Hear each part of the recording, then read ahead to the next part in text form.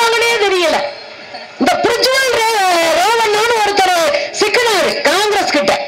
எங்க இங்க பக்கத்துல கர்நாடக மாநிலத்துல 300 பெண்களை பாலியல் வல்லுறவு செஞ்சு 3000 வீடியோ எடுத்து அசிங்கப்பட்டு நிக்கிறாப்ல. அங்க ஒரு பிஜேபி கூட்டணியில இருக்கிற ஒரு கட்சிக்காரன். நம்ம அக்கா வானதி வாயத்திறப்பாங்கன்னு பார்த்தா ஆள் அட்ரஸே இல்ல. வானதியை காணவில்லைன்னு கொட்டத்துல போடுற மாதிரி ஆளு எஸ்கேப். குஷ்பு அக்கா அதுவும் இல்ல.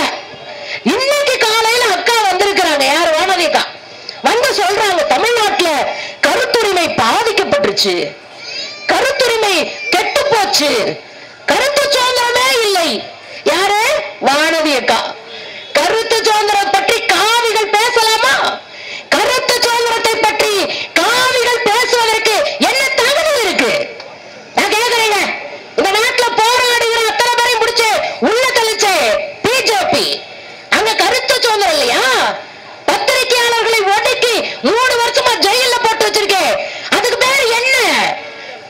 அதுலயும் வானதியை காட்ட நான் ஒரு ரொம்ப ரகசியமா ஒரு கேள்வி கேட்கணும். இந்த பக்கத்துல தானே உங்களுக்கு திருவள்ளூர் டிஸ்ட்ரிக்ட், அதுல ஒரு எம்பியா ஒருத்தர நிப்பாட்டினாரு. அந்த பேரு செல்வ கணபதினு ஒரு அண்ணன் சொன்னா நம்மள ஒரு மாதிரி பார்ப்பாங்களோ. சரி, செல்வ கணபதினு ஒரு ஆளு. அந்த என்ன பண்றாங்கன்னா எம்பியா கேண்டிடேட்டா நிப்பாட்டி இருக்கிறாங்க. சரி, பயங்கரமான எம்பினா சசிகலா புஷ்பான்னு ஒரு அக்கா மேடையில நின்று போராட்டம் பண்ணிட்டு இருக்கு. சேலையை பிடிச்சு பின்னாடி இழுத்துக்கிட்டு இருக்காரு. இவருக்குதான் சீட்டு குவாலிபிகேஷனே. பிஜேபியில கையை பிடிச்சு இழுக்க தெரியுமா? தாலை அறுக்க தெரியுமா? பேங்கா கொள்ளடிக்க தெரியுமா? பூட்டா உடைக்க தெரியுமா? சில கட்சிகள்ல சில பேர் அப்படி இருப்பாங்க. எனக்கு தெரிஞ்சு இந்தியாவில மொத்த பேரை சலிச்சு சல்லடையா இருந்து இது ஊரை வீட்டுக்கும் நாட்டுக்கும் கேடுன்னு சொல்ற அத்தனை சில்லறைகளையும் மொத்தமா திரட்டி ஒரு கட்சி வச்சிருக்கணும். அது ஆர்எஸ்எஸ், பிஜேபி, சங்க பரிவார் கும்பல். அக்கா வந்து கருத்து சுதந்திரத்தை பத்தி பேசுறாங்க. எங்களுக்கு கருத்து தெரியாது பாருங்க. நான் கேட்கிறேன், கருத்துனா என்னங்க? கருத்து சுதந்திரம்னா என்ன? ஒரு தவற தட்டி கேளுங்க. ஒரு அரசு தவறு செஞ்சா தட்டி கேளுங்க. நாங்க மோடி செஞ்சா தட்டி கேட்கிறோம்ல. கோபேக் மோடின்னு ஏன் சொல்றோம்? எங்களுக்கு கண்ட மாதிரி திட்ட தெரியாதா? நாகரிகமா ஒரு நாட்டினுடைய பிரைம் மினிஸ்டர் எங்க ஊருக்குள்ள விடாம எப்படி அடிச்சு துரத்தணும்னு எங்களுக்கு தெரியும். நாங்க கருத்துரிமையில போராடுறோம். யாராவது தவறு செஞ்சா தட்டி கேட்கிறோம்.